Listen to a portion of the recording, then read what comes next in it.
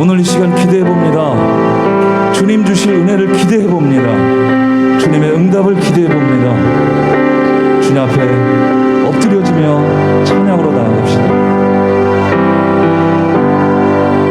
주의 보좌로 주의 보좌로 나아갑니다. 주의 얼굴을 바라봅니다.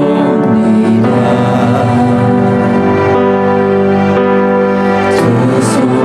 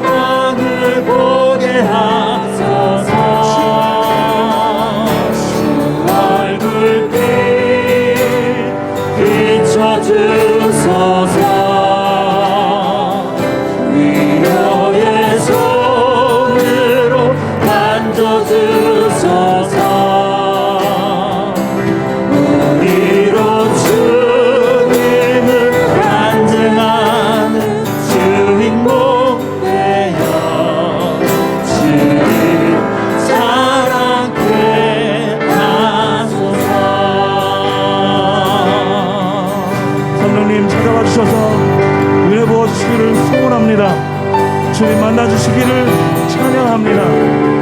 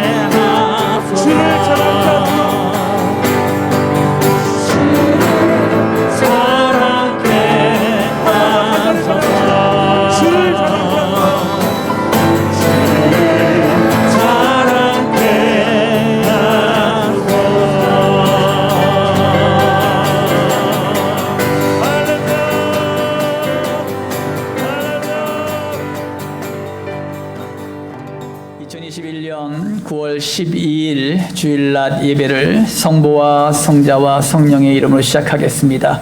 다 같이 주역에 맞춰서 묵상 기도드리겠습니다.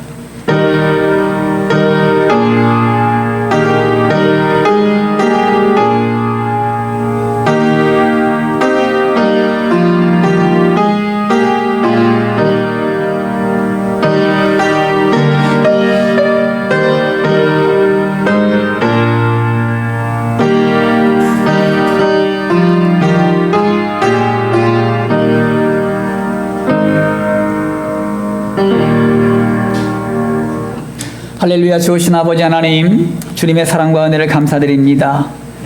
오늘도 성광교회 모든 권속들 하나님의 은혜 가운데 보호해 주셨다가 오늘도 마음과 정성을 모아 예배드리게 하심을 감사를 드립니다. 오늘도 예배의 2초소에 하나님 임재하여 주심으로 말미암아 오직 성령의 충만한 은혜가 넘치게 하여 주시옵시고 우리의 모든 성도들이 영혼들이 부흥케 되는 놀라운 역사가 있게 하여 주시옵소서. 감사드리며 거룩하신 예수님의 이름으로 기도 올리옵나이다. 아멘. 오늘의 성경 말씀은 에스라 7장 1절에서 10절 말씀입니다. 이 일 후에 바사왕 아닥사스다가 왕이 있을 때에 에스라라 하는 자가 있으니라. 그는 스라야의 아들이요 아사랴의 손자요 힐기야의 증손이요 살룸의 현손이요 사독의 5대 손이요 아히두베의 6대 손이요 아마랴의 7대 손이요 아사랴의 8대 손이요 무라요의 9대 손이요 스라히야의 10대 손이요 우시엘의 11대 손이요 붓기의 12대 손이요 아비수아의 13대 손이요 비누하스의 14대 손이요 엘르아살의 15대 손이요 대제사장 아론의 16대 손이라. 이 에스라가 바벨론에서 올라왔으니 그는 이스라엘의 하나님 여호와께서 주신 모세 율법에 익숙한 학자로서 그의 하나님 여호와의 도우심을 입음으로 왕에게 구하는 것은 다 받는 자이더니 아닥사스다 왕 제7년에 이스라엘 자손과 제사장들과 레위 사람들과 노래하는 자들과 문지기들과 느디님 사람들 중에 몇 사람이 예루살렘으로 올라올 때에 이 에스라가 올라왔으니 왕의 제7년 다섯째 달이라. 첫째 달 초하루에 바벨론에서 길을 떠났고 하나님의 선한 손에 도우심을 입어 다섯째 달 초하루에 예루살렘에 이르니라. 에스라가 여호와의 율법을 연구하여 준행하며 율례와 규례를 이스라엘에게 가르치기로 결심하였더라. 아멘. 오늘 하나님의 말씀의 제목은요, 말씀을 따르기로 결심하라라는 말씀의 제목을 가지고 말씀을 드리겠습니다. 신재웅 씨가 쓴 책 가운데 쓰러진 김에 엎드리 하나님을 만났다라는 책이 있습니다. 여기서 인용한 글입니다. 아무리 다짐하고 열심히 기도해도 상황에, 세월에, 상처에 사람의 마음이 흔들리고 믿음이 흔들리고 다짐도 흔들리고 계획도 흔들립니다. 흔들려서 힘들었고 힘들어서 흔들렸습니다. 하지만 성장하는 모두는 흔들림이 있었습니다. 흔들리지 않음보다 더 강한 건 흔들려서 하나님께 붙들리는 것입니다. 힘들지 않음보다 더 좋은 건 힘들어서 하나님이 생각나는 것입니다. 넘어지지 않음보다 더 나은 건 넘어질 때 하나님께 엎드리는 것입니다. 아프지 않음보다 더 강한 건 그 아픔으로 기도하는 것입니다. 다 아는 것보다 더 지혜로운 건 잘 몰라서 하나님께 맡기는 것입니다. 많이 가진 것보다 더 부유한 건 없어서 하나님을 구하는 것입니다. 비싼 것보다 더 귀한 건 예수님 핏값으로 산 우리입니다. 지금보다 더 나아지는 것보다 더 나은 건 지금 그대로 하나님께 나아가는 것입니다. 하나님 안에서라면 힘들어도 안전하고 흔들려도 완전합니다. 아멘. 우리 인생에서 중심을 잡아줄 존재가 필요합니다. 삶의 잣대, 즉 우리의 인생의 기준으로 삼을 수 있는 것이 필요합니다. 그것은 바로 하나님이요, 하나님의 말씀입니다. 왜냐하면 세상의 많은 것들은 변화됩니다. 10년이면 강산도 변한다 이런 말이 있죠. 그만큼 우리의 모든 것들은 변화되지만 하나님의 말씀은 영원히 변치 않는 진리이기 때문입니다. 여러분, 오늘 본문 말씀의 배경이 되는 것은요, 에스라서 먼저 1장에서 6장 말씀을까지 보시면 BC 537년도에 스룹바벨의 주도로 제1차 포로 귀환과 또한 BC 516년에 완공된 성전 재건에 대해서 말씀하고 있고요. 또한 7장에서 10장까지는요. BC 458년에 에스라의 인도로 제2차 포로 귀환과 또 에스라의 종교 개혁을 통한 선민 공동체 회복을 말씀하고 있습니다. 본문 말씀은 제1차 포로 귀환이 이루어지고 스룹바벨로 인하여 성전이 완공된 이후에 60년이 흐른 뒤입니다. 작은 세월은 아니지요. 60년이 흐른 뒤에 바사의 5대 왕인 아닥사스다가 왕위에 있을 때 일어난 사건을 다루고 있습니다. 이때의 율법 학자인 에스라와 함께 제2차 포로 귀환이 이루어집니다. 그 당시에 제1차로 귀환한 이스라엘 백성들이 신앙 공동체를 회복하지 못하고 있다는 소식을 들은 에스라가 하나님의 말씀을 올바르게 깨닫게 하고자 본국으로 귀향을 결정합니다. 이 에스라는 하나님의 율례와 규례를 가르쳐서 선민인 이스라엘 민족을 바르게 세우기를 원했습니다. 오늘 주시는 하나님의 말씀은 지금 이 시대에 하나님을 믿는 것을 종교 생활이라 생각하고 하나님의 말씀과 별개의 삶을 살고 있는 성도들에게 꼭 필요한 메시지가 될 것입니다. 그러니까 한 발은 교회 안에, 한 발은 세상에 딛고 있는 성도들, 또 하나님의 말씀을 지키려고 몸부림쳤는데 지키지 못하고 지금도 헐떡거리는 성도들, 그런 성도들에게 필요한 말씀이 아닌가 생각이 듭니다. 그러면 하나님의 말씀을 따르기로 결심하기 위해서는 어떤 자세로 나가야 할까? 오늘 6절 상반절에 있는 말씀 보겠습니다. 6절 상반절에 있는 말씀 다 함께 한 목소리로 합독합니다. 시작.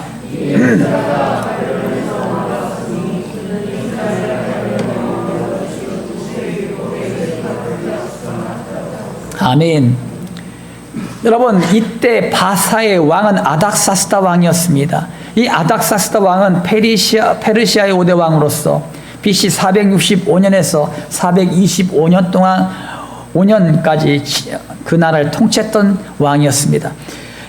여기서 에스라는 아론의 16대 손입니다. 대제사장 후손입니다. 그는 율법에 익숙한 학자로서 예루살렘으로 귀환한 이스라엘 백성들에게 항상 관심이 많았습니다. 여기서 익숙하다란 단어는 민첩하고 능숙하다란 뜻으로 이 에스라는 하나님의 말씀에 민감하고 말씀을 늘 가까이 함으로 하나님의 뜻과 의도를 정확하게 알고 있었습니다.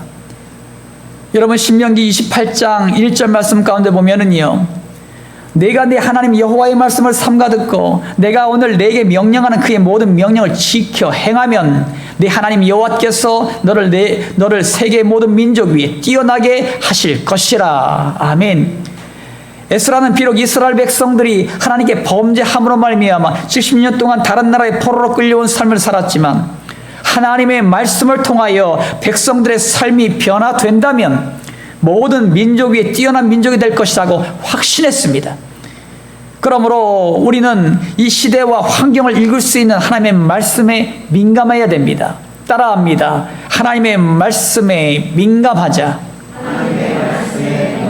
하나님의 말씀에 민감하자. 이 시대에 하나님이 사용하시는 성도는 하나님의 말씀에 민감한 사람, 하나님의 말씀을 가까이 하는 사람입니다. 그러면 여러분, 하나님의 말씀을 멀리하는 사람은 하나님께 쓰임 받으려고 생각하지도 마십시오. 제가 왜 하나님의 말씀을 우리가 가까이 하셔야 됩니다. 말씀을 통독하셔야 됩니다. 매일같이 하나님의 말씀을 읽으십시오. 육의 양식을 못 먹더라도 말씀을 가까이 하시고 읽으십시오. 영의 양식을 먹으십시오. 제가 늘 왜 말씀드리냐 하면 하나님께 쓰임받기 위해서는 말씀을 가까이 하는 자가 쓰임받습니다.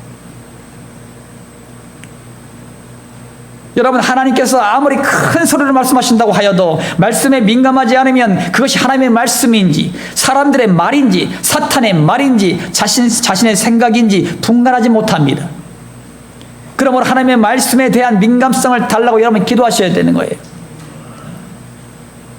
또한 하나님의 말씀이 크게 선포된다고 하여도 우리가 귀를 막고 마음을 닫고 있다면 하나님의 말씀이 우리를 움직이지 못합니다. 그러므로 우리가 하나님의 말씀을 대하는 두 가지 태도, 즉 민감성과 성실성을 가지십시오. 하나님의 말씀의 분별력을 가지고 민감하게 반응하고 꾸준히 하나님의 말씀을 가까이 해서 말씀을 통해 응답을 주시는 하나님을 만나시길 주님의 이름으로 축원합니다.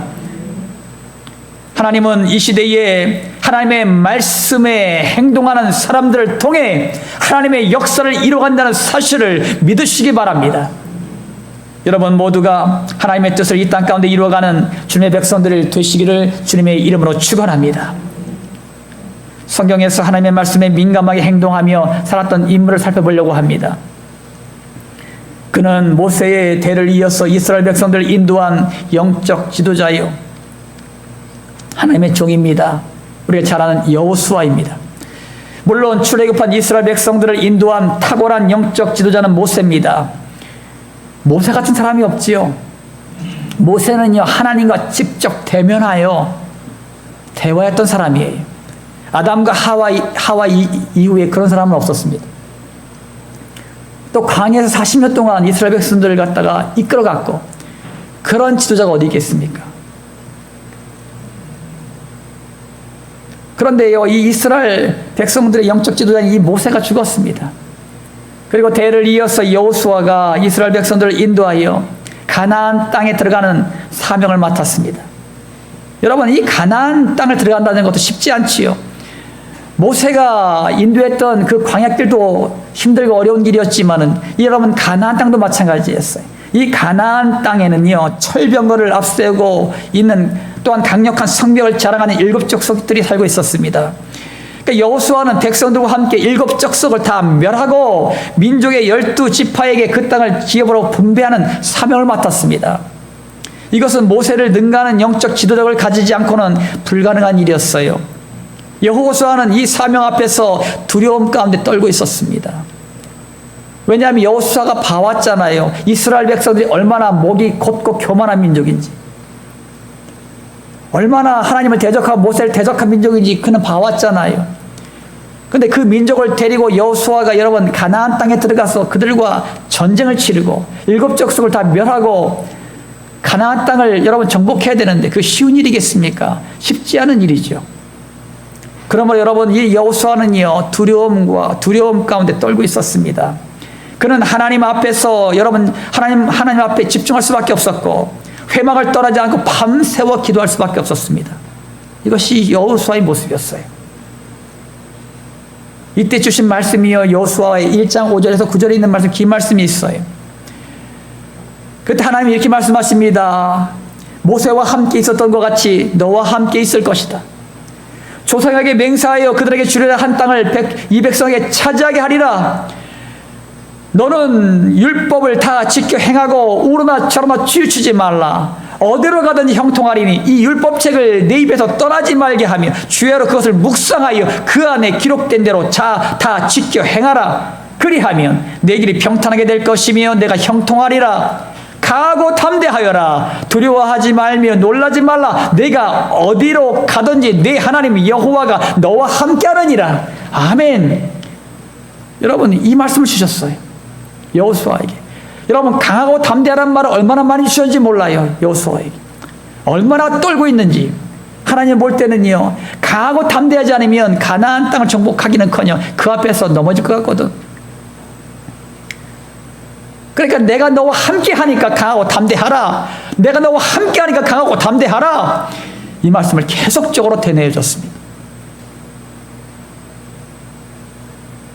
여러분 놀라운 것은 그 말씀을 붙잡았어요. 여호수아가 그 말씀을 붙잡았습니다. 그리고 하나님의 말씀을 떠나지 않았어요. 항상 주야로 묵상했습니다. 그리고 선포했습니다. 그 말씀을 붙들었더니 가나안 땅에 있는 7 족속들이 다 무너졌습니다. 그리고 그 땅을 차지하게 됐고 또 12지파들이 그 땅을 다 차지하고 기업을 얻게 되었습니다. 하나님의 놀라운 역사하심이죠. 사랑하는 성도 여러분, 미래의 비전을 꿈꾸며 준비하는 성도들이 있습니까? 문제 앞에서 다시 일어서길 원하는 성도들이 계십니까? 여러분 이런 문제를 내 미래의 비전을 꿈꾸고 있는 성도들, 또한 문제 앞에도 지금도 고민하고 고통스러워하는 성도들, 여러분 이 말씀을 기억하세요. 그 비전 앞에서 여러분 낙심하지 마세요. 내 문제 앞에서 낙심하고 절망하지 마십시오. 하나님이 여러분과 항상 함께 하십니다. 에스라는 비록 나라를 잃은 백성이었지만 모세의 오경을 중심으로 날마다 하나님의 말씀을 가까이 했고 말씀을 붙들고 믿음으로 인내했습니다. 그 결과 하나님의 때에 그는 하나님의 역사의 주역으로 쓰임받을 수 있었습니다.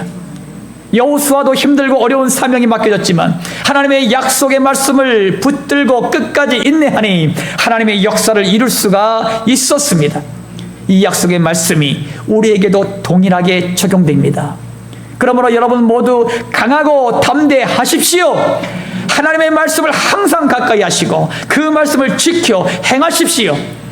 그러면 형통하게 될 것이고 어디에서 무슨 일을 하든지 하나님이 함께 하십니다. 여러분 모두가 하나님의 말씀을 붙들고 승리해 나가는 주님의 백성들이 되시기를 주님의 이름으로 축원합니다. 하나님의 말씀을 따르기로 결심하기 위해서는 어떠한 자세로 나가야 할까요? 6절 하반절 말씀입니다. 다 함께 한 목소리로 합독합니다. 시작.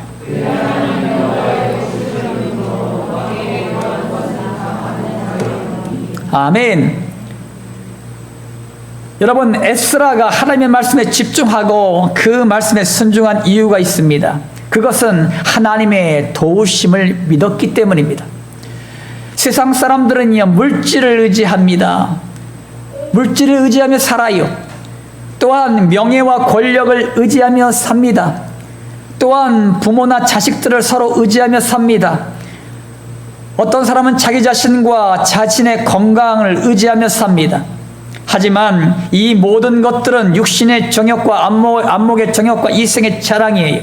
이 모든 것은 지나가지만 영원토록 남는 것이 있는데 그것은 하나님의 말씀입니다. 하나님의 도우심을 확신하는 자가 하나님의 말씀을 붙들고 하나님을 의지합니다. 따라합니다. 하나님의 도우심을 확신하자. 하나님의 도우심을 확신하자. 여러분, 이 바벨론의 포로로 끌려온 이스라엘 백성들이 예루살렘으로 가는 여정이 여러분 간단한 여정이 아니었어요. 왜냐하면 그 거리가 직선 거리로 900km 정도 됐어요.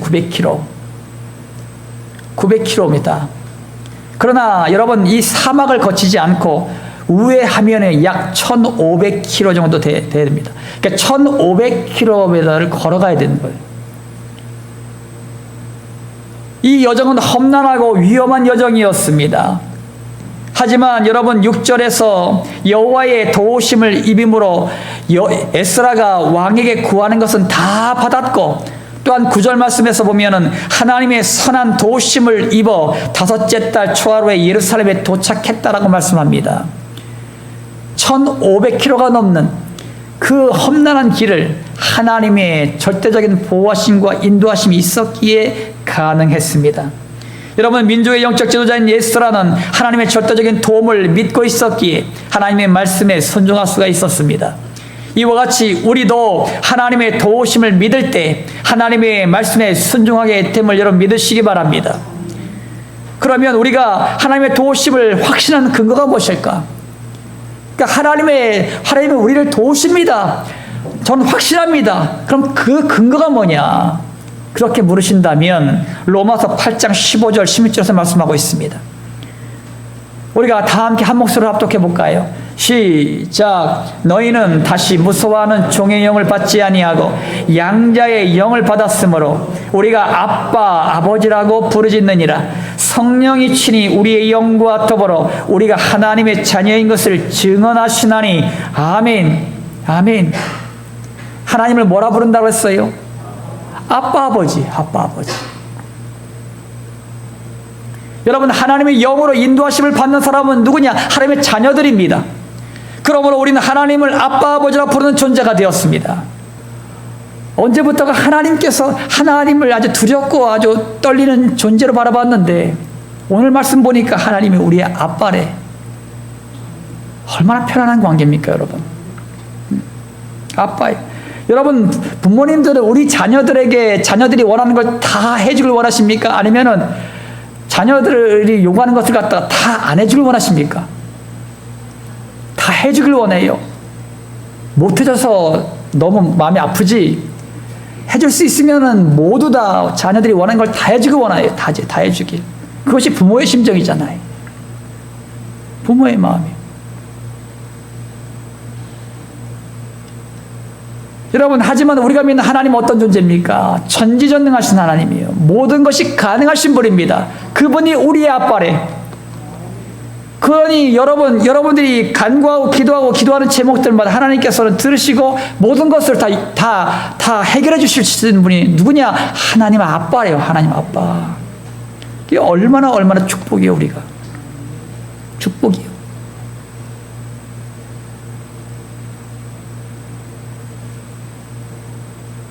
여러분, 그런데 여러분, 예수를 믿는다는 것, 하나님을 믿는다는 것이 쉽지만은 않습니다. 이 땅에서는요. 여러분, 우리가 본문 말씀에도 그렇게 말씀하고 있어요. 우리는 그리스도와 함께 상속자가 되었지만 고난도 함께 감당해야 된다라는 말씀이 나와요. 이 말씀을 기록한 시대는요, 초대교회 시대입니다. 그러면 본문 말씀에서 이 고난이라는 것은 초대교회 성도들이 예수님을 믿는다는 이유로 당하는 고난을 의미하고 있습니다. 이 고난은 핍박과 고난, 더 나아가 순교회까지 이르는 것이었습니다. 하지만 이 고난은 장차 그들에게 나타날 영광과 비교할 수가 없었기 때문에 그들은 그 모든 고난 가운데서도 기쁨과 감사하는 마음으로 그 모든 일을 감당했습니다.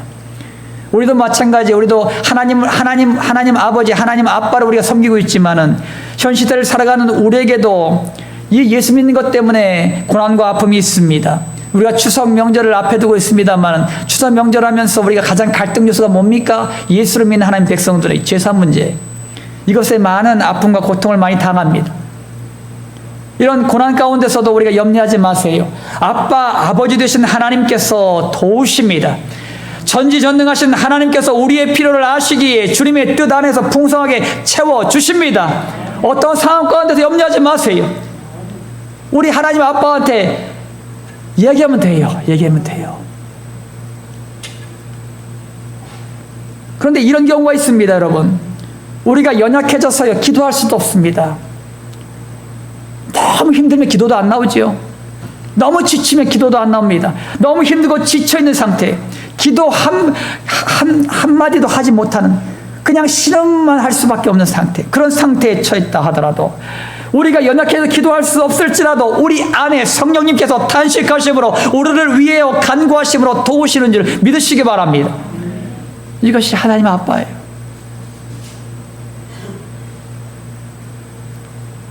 사랑하는 성도 여러분, 우리는 상대방을 부르는 이름에 종속돼요. 무슨 말이냐 하면 우리가 아버지와 어머니를 부르면요, 우리는 부모님들의 자녀들이라는 것을 인정하는 것이고 부모님의 자녀들로 종속되었다는 것입니다. 마찬가지로 우리가 하나님을 주님이라고 부르면 하나님은 주님이고 우리는 종이라는 뜻입니다. 우리가 하나님을 아빠 아버지라고 부르면 우리를 위해 모든 것을 주시는 하나님 아버지가 되는 것입니다. 육신의 부모님들은 자녀의 소원을 아뢰면 들어주려고 노력하십니다. 하지만 자녀들의 소원을 온전히 들어주지 못하는 것이 현실이에요. 그러지요? 이거 현실이에요. 하지만 우리의 하나님 아빠는 우리의 머리털까지 세심 받으시고 우리의 마음 중심을 환히 하시는 분이십니다. 우리가 기도하지 않아도 작은 신음 가운데서도 응답하시는 분이 누구시냐? 우리가 믿는 하나님 아빠입니다. 그러므로 우리가 하나님 아버지의 편에 서기만 하면, 믿음만 가지고 있다면 하나님은 우리에게 상상 이상으로 역사하시어 모든 것이 합력하여 선을 이루게 하시는 줄 믿으시기 바랍니다. 우리가 하나님을 위해 헌신하면 하나님은 우리의 삶을 책임져 주신다고 마태복음 6장 33절에 약속하셨어요. 그러므로 우리는 아빠 되신 하나님께서 반드시 우리를 도와주심을 확신하여 하나님의 말씀에 순종으로 응답하시길 주님의 이름으로 축원합니다.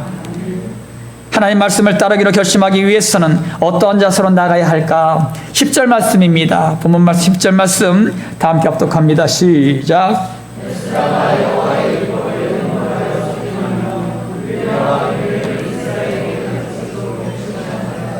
아멘, 아멘.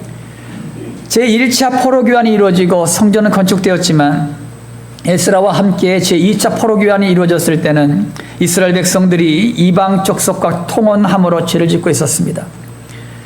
이것은 에스라의 생각에 하나님의 말씀에 대한 무지에서 비롯되었다고 생각했습니다. 그러므로 에스라는 율법을 연구하여 또 연구한 내용들을 준행하고 또 율례와 규례를 이스라엘 백성들에게 가르치기로 결심합니다. 여러분, 호세아 4장 6절 상반절 말씀 가운데 이런 말씀이 있어요. 내 백성이 지식이 없으므로 망하는도다. 그러니까 하나님을 아는 지식이 없으므로 망하는도다. 호세아가 선포한 말씀이에요. 이처럼 이스라엘 백성들이 하나님을 아는 지식이 없으므로 죄를 짓고도 죄인지도 모르다가 결국 하나님을 떠나는 일들이 빈번하게 이루어지고 있었어요. 바벨론에서 귀환한 에스라는 이스라엘 백성들에게 하나님의 말씀이 절실히 필요하다는 사실을 알게 되었습니다. 따라합니다. 하나님의 말씀을 가르치자. 하나님의 말씀을 가르치자. 여러분, 예수님의 3대 사역이 있습니다. 첫 번째는 복음 전파, 두 번째는 가르침, 세 번째는 치유 사역입니다. 이것은 교회의 존재 목적이기도 합니다. 그러니까 예수님은 이 땅에서 천국 복음을 전하셨어요. 예수님은 길이요 진리요 생명이시니 예수님을 통해서만이 구원함을 받습니다. 그러므로 예수님의 십자가의 복음을 통하여 우리의 죄는 속량 곧 죄 사함을 받았고 구원을 받았음을 믿으시기 바랍니다. 이 복된 소식을 믿지 않는 자들에게 전하는 것이 복음 전파입니다. 그리고 예수님을 믿고 예수님 안에 들어온 자들에게는 하나님의 말씀을 가르쳐서 영적 분별력을 가지게 해야 합니다. 가르침을 받은 주님의 백성들이 변화를 받아 세상에서 소금과 빛의 역할을 감당하게 되는 것입니다. 또한 치유사역은 예수님의 이름으로 질병을 대적함으로 치유의 기적과 표적을 일으키는 것입니다. 여러분 모두가 예수님의 3대 사역이 교회 안에서도 들어와서 모든 만방 중에 복음을 전파하고 하나님의 말씀을 가르쳐 지키게 하며 치유와 회복이 상식이 되는 교회가 되게 하시기를 주님의 이름으로 축원합니다. 로마서 10장 14절 말씀 가운데 보시면 그런즉 그들이 믿지 아니하는 일을 어찌 부르리요 듣지도 못한 일을 어찌 믿으리요 전파하는 자가 없이 어찌 들으리요. 아멘. 우리가 복음을 전파하지 않으면 세상 사람들은 복음을 알 수가 없습니다. 그 핏값을 하나님이 우리에게 묻습니다. 그러면 우리가 복음을 전파하지 않으면 세상 사람들이 복음을 알 수가 없지요. 우리가 복음을 전파할 때 세상 사람들은 그것을 듣게 되고 믿음을 가지게 되는 것입니다. 그러니까 이 복음을 전파는 우리의 사명이에요. 사명. 반드시 해야 될 일입니다. 그 복음을 듣고 그들이 믿지 않는 것은 그들의 책임이지만 복음을 전파하지 않는 것은 우리의 책임이에요. 복음을 전파하는 것은 우리의 책임이에요. 우리가 복음을 전파할 때 세상 사람들은 듣게 되고 믿음을 가지게 되는 것이에요. 여러분 우리는 작년부터 핸드폰을 통하여 복음 메시지를 전파하고 있습니다. 또한 직접 대면해서 복음을 전하기도 하고요. 또한 주보나 전도지를 통해서 복음을 전파하기도 합니다. 하나님은 우리를 통해서 복음이 흘러가길 원해요. 여러분 물은 고여있으면 썩습니다. 먹지를 못해요.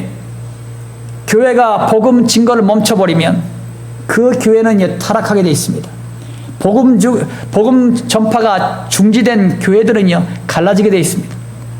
그 교회는 무너집니다. 반드시 시험 들게 되어 있습니다. 왜냐하면 하나님의 존재 목적, 교회의 존재 목적을 잃어버렸기 때문이에요.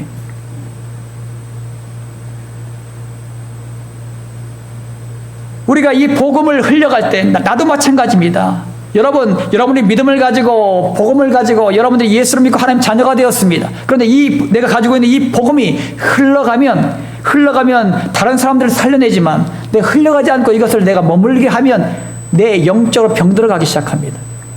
영적으로 교만해지기 시작해요. 그때부터는요 하나님의 말씀보다 그 위에 자기가 올라가기 시작합니다. 교회에서 문제를 일으키는 존재가 돼요. 그렇기 때문에 여러분들이 항상 이 복음은요 흘러가야 된다는 것입니다. 그럴 때 흘러갈 때 내 영혼이 살아나기 시작합니다. 내 영이 소성케 되기 시작하고 내 영이 부흥케 되는 놀라운 역사가 있는 것입니다. 초대교회를 보세요. 한국 교회사의 부흥의 역사를 보십시오. 다 복음이 흘러갔지 멈춰있지 않았습니다.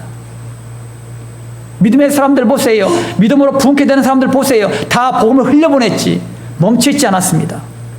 이것이 우리가 복음을 흘려보내야 될 이유입니다. 또 한 가지 여러분 이 복음을 흘려보내면요 하나님 아버지의 마음을 알게 됩니다. 왜? 복음을 전하다 보면요 멸시를 조롱도 당하기도 하고 아니면 사람들에게 업신여김을 당하기도 하고 눈물 쏙 빠지게 아주 그냥 마음에 상처를 주기도 합니다. 그런 고통을 당하게 합니다.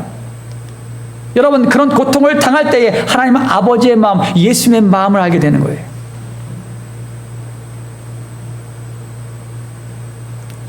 여러분 복음을 전할 때마다 이 하나님 아버지의 마음, 예수님은 어떤 심정을 가지고 복음을 전했을까? 그 마음이 느껴지기 시작하는 거예요. 그 마음이 느껴지니까 예수님의 눈물을 갖게 되고 그 영혼을 위해서 중보할 때마다 눈물이 흐를 수밖에 없는 거예요. 그러면서 내 영혼이 성장해 나가고 성숙해 나가는 것입니다.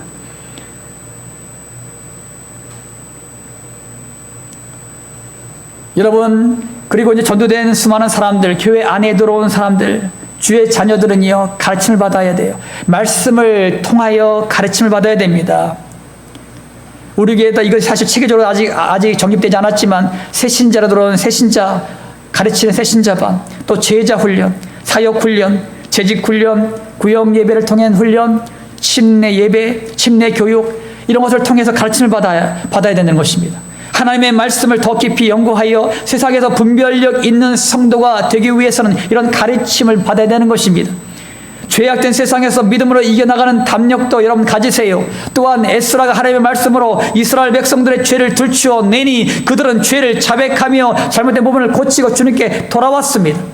여러분도 하나님의 말씀을 통하여 새로운 피조물로 거듭나서 세상을 변화시키는 주님의 백성들이 되시기를 주님의 이름으로 축원합니다. 또한 하나님의 은혜의 보좌 앞으로 사모함으로 달려나온 주님의 백성들은 치유와 회복을 경험하게 됩니다. 여러분, 육신의 질병뿐만 아니라 영의 질병까지 치유와 회복이 일어납니다. 여기서 치유는 영과 육의 고침받은 것을 말하고, 회복은 어떠한 문제와 절망과 아픔 가운데서의 해방을 의미하고 있습니다. 우리가 예배를 드려도 감격이 없고 기도를 해도 응답이 없다면 영의 질병에 걸린 것입니다. 내 영적으로 병든 거예요. 영의 질병은 하나님과의 관계의 단절로 인하여 하나님의 은혜를 경험할 수 없는 상태라고 할 수가 있습니다. 명심해야 할 것은 예수님께서 채찍에 맞음으로 모든 육과 영의 질병이 치유되었다고 선포하셨기에 예수님의 이름으로 명하면 치유되고 회복됨을 믿으시기 바랍니다. 어떠한 질병이든 육의 질병이든 영의 질병이든 상관없이 예수님의 이름으로 선포하기만 하면 이 모든 것이 치유될 줄 믿습니다. 그러면 여러분들이 이 선포에 믿음으로 반응하셔야 돼요. 믿음으로 반응하실 때 이런 기적이 나타나게 됩니다. 그러므로 믿음을 가지고 예수님의 이름으로 치유와 회복을 선포하시길 주님의 이름으로 축원합니다. 사랑하는 성도 여러분, 마태복음 28장 19절에서 20절 말씀 가운데 보시면, 그러므로 너희는 가서 모든 민족을 제자로 삼아 아버지와 아들과 성령의 이름으로 세례를 베풀고 내가 너희에게 분부한 모든 것을 가르쳐 지키게 하라 볼지어다. 내가 세상 끝날까지 너희와 항상 함께 있으리라 하시니라. 아멘. 우리는 모든 민족들에게 복음을 전하여 제자로 삼고 세례를 베풀고 하나님의 말씀을 가르쳐서 지키게 하는 것, 이것이 우리가 가지고 있는 사명, 교회의 사명입니다. 그러면 하나님께서 영원토록 우리와 함께 하신다고 약속하셨습니다. 여러분 모두 하나님의 말씀을 가르치고 가르침 받아서 새로운 피조물로 거듭나 복음을 흘려보내는 주님의 백성들이 되시기를 주님의 이름으로 축원합니다. 마무리 짓습니다. 사랑하는 성공학교 성도 여러분, 하나님의 말씀을 따르기로 결심하기 위해서는 먼저 하나님의 말씀에 민감하십시오. 말씀에 민감한 사람들이 그 약속의 말씀을 붙들고 승리합니다. 또한 여러분 자신도 하나님의 말씀에 민감하여 말씀을 가까이 함으로 하나님께 쓰임받는 주님의 백성들이 되시기를 주님의 이름으로 축원합니다. 또한 하나님의 도우심을 입은 자들이 하나님의 말씀을 따릅니다. 하나님은 우리의 영적 아버지이십니다. 그러므로 하나님은 우리의 모든 필요를 채워주십니다. 풍성한 은혜로 채워주시는 하나님의 말씀을 믿고 따라가는 주님의 백성들이 되시기를 주님의 이름으로 축원합니다. 또한 하나님의 말씀을 가르침을 받아서 영적 분별력을 가지고 그 말씀을 따름으로 세상에서 승리하며 나가시길 주님의 이름으로 축원합니다. 여러분은 하나님의 부르심을 입은 성도들이에요. 21세기를 살아가는 우리는 하나님의 말씀에 귀를 기울이고 이 말씀에 순종하기로 결단함으로 말미암아 하나님의 역사를 이 땅 가운데 이루는 믿음의 주역들이 되시기를 예수님의 이름으로 축원합니다. 할렐루야. 아멘. 아멘. 할렐루야. 좋으신 아버지 하나님, 주님의 사랑과 은혜를 감사를 드립니다. 하나님의 말씀을 즐거이 따라갈 수 있는 성도들이 되기 원합니다. 아버지 하나님, 하나님의 말씀에 민감하게 반응하게 하옵소서. 하나님의 말씀을 날마다 가까이 함으로 말미암아 하나님의 뜻을 알게 하여 주시고 그 뜻대로 순종해 나가는 주의 백성들이 다 될 수 있도록 축복하여 주시옵소서. 하나님의 절대적인 도우심을 믿게 하여 주시옵소서. 하나님은 우리의 아빠가 되십니다. 아빠 되신 하나님을 온전히 의지함으로 말미암아 하나님께서 풍성하게 채워주신다는 것을 믿고 달려나갈 수 있도록 인도하시고 역사하여 주시옵소서.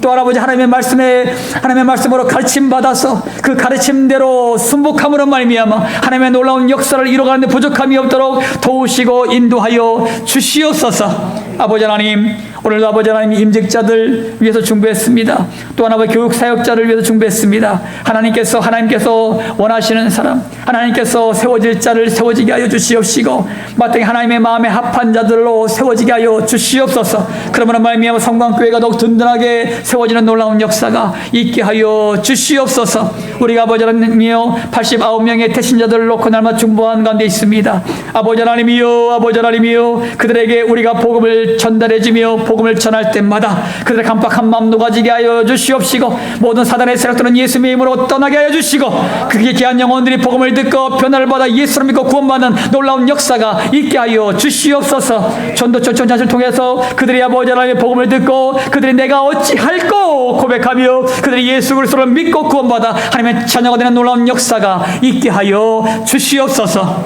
아버지 하나님, 오늘도 아버지 육신의 질고 때문에 영의 질고 때문에 고통하는 영혼들이 있습니까? 예수가 채찍에 맞음으로 모든 질고가 나음을 입었다 말씀했사오니 이 시간 그들에게 안사하심으로 말미암아 예수님의 이름으로 명하노니 모든 영의 질고와 육신의 모든 질고들아 예수님의 이름으로 떠나갈 지어다. 치유될 지어다. 회복될 지어다. 하나님 아버지요, 이 모든 일을 이루심으로 말미암아 이것이 우리의 삶의 간증이 될 수 있도록 축복하여 주시옵소서. 또한 우리의 모든 간구와 기도의 제목들마다 들으셨사오니 응답하심으로 말미암아 우리의 삶 가운데에 하나님의 놀라운 역사가 나타나게 하여 주시옵소서. 아버지 하나님, 오늘도 우리의 모든 예배를 받으시 하나님을 찬양합니다. 말씀대로 우리의 삶 가운데에 온전히 이루어지게 하여 주시옵소서. 감사드리며 거룩하신 예수님의 이름으로 기도 올리옵나이다. 아멘. 아멘. 이 시간 결단하겠습니다. 하나님의 말씀을 따르기로 결심하기 위해서는 먼저 하나님의 말씀에 민감하십시오. 또한 하나님의 도우심을 입은 자들이 하나님의 말씀을 따릅니다. 그러므로 하나님의 도우심을 확신을 가지십시오. 또한 하나님의 말씀을 가르침을 받아서 영적 분별력을 가지고 그 말씀을 따름으로 세상으로 복음을 흘려보내 죽어가는 영혼들을 살려내어 승리하며 나가시길 기원합니다.